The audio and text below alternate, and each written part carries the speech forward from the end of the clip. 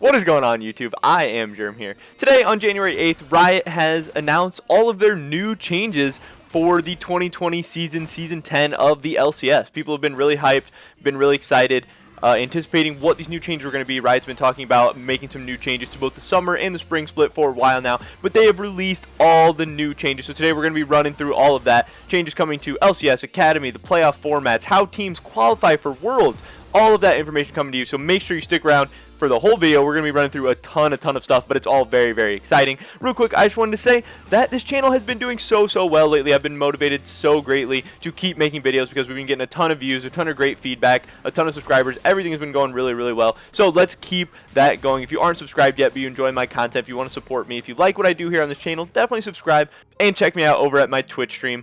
Twitch.tv/I_am_germ. Those are the 3 best ways to support me so I can continue to make these videos for you guys. With that being said, let's get right into today's video, running through these new changes that Riot has announced. We're going to be starting out with the first change, which is the new Monday Night League announcement. Typically, LCS had only been on Saturdays and Sundays. We've heard rumors that maybe they're thinking about Fridays, maybe they're thinking about Mondays, but they have now announced Monday Night League. This is going to be happening, obviously, Monday nights. It's going to be the LCS. It is going to be 2, they say, marquee, so big matchups. It's supposed to be exciting matchups. They want people to get excited about this. If it's something new, they don't want no one to be watching it. So 2 matchups of the LCS every Monday night, and then 3 collegiate matchups as well. So it's going to be the typical 5 games in a day, but now this is just on Monday instead of Saturday and Sunday. LCS wants to spread out their stuff a little bit. They want to dominate more of the week. They say that they are one of the most popular sports in terms of viewership in America, so they think they are now able to reach out a little bit more, be a little bit more ambitious in their scheduling and everything, and try to take over more days of the week, get people excited more often. Also, having the Academy games with the Monday Night League will be better both for Academy League viewership, but also getting to see that young talent scene. People talk about wanting NA native talent to thrive, to develop, all those things. So getting more eyes in front of them will get people more excited about that new NA talent, hopefully, and give people more of a reason to care about that stuff. I think Monday Night League sounds very exciting. The very first week they're going to have TL, TSM, so it's going to have really great viewership very early on in the season, and we're going to see just how well this plays out. I think on paper the change makes a lot of sense. I think it's really hype. It sounds really great. Also, these events aren't going to be ticketed. They're going to use these events as like high school nights, college nights. They're going to invite new different groups in to come and watch LCS for these Monday night days, as opposed to just the standard audience that buys the tickets and comes to the LCS on Saturdays and Sundays.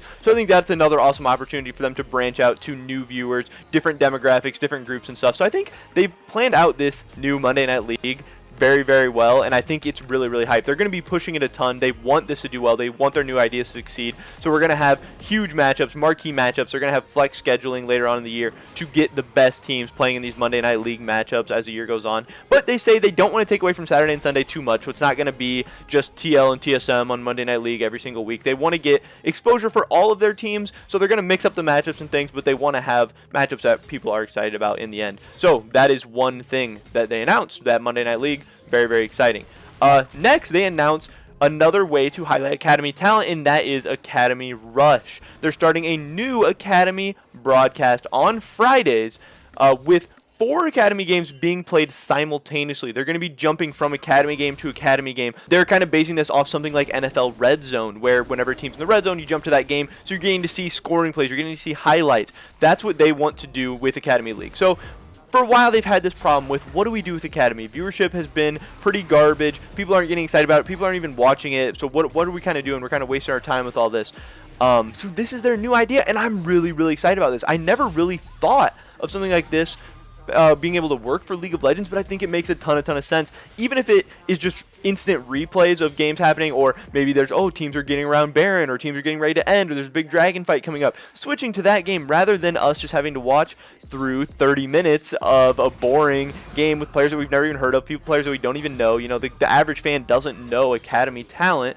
So I think this is going to be really exciting. Again, this is something that, if implemented well, could be so great, and could be something that people actually turn into and actually watch. And also, if it's really successful, something that could maybe develop into being an LCS idea one day in the future, if they ever go back to best of 3s where they have multiple games going on at once. This could be an option. I don't know. It could be a little testing there.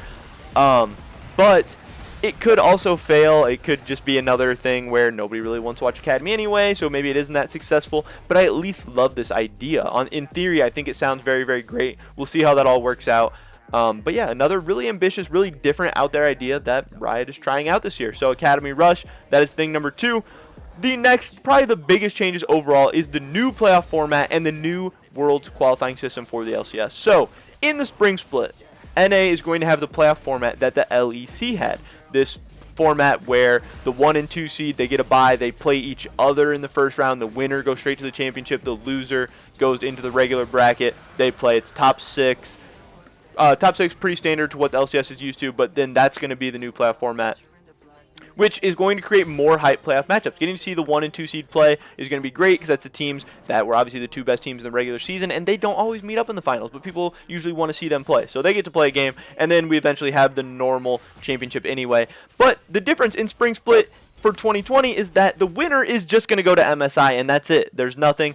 Some people are saying it might help for Rift Rival seeding as well, but Riot didn't say that, which leads me to believe maybe Rift Rivals isn't going to be a thing this year. Who knows? Maybe they just left that out, but usually Riot's pretty detail-oriented, so I'm not sure. We don't know about Rift Rivals yet, but we know for sure the 1 seed's headed to MSI, and that's it. No world qualifying points. No, nothing. There'll be prize money, obviously, for the different teams and stuff, but there probably won't be a 3rd and 4th place game because it doesn't matter. They didn't have that last year. Yeah, so that's it. They're going to the LCS format for the spring playoffs. In the summer, they have created their own new playoff format. I'm going to be showing you guys the bracket up on the screen now because it might be a little confusing. It is going to be a top 8 double elimination super summer playoffs bracket format.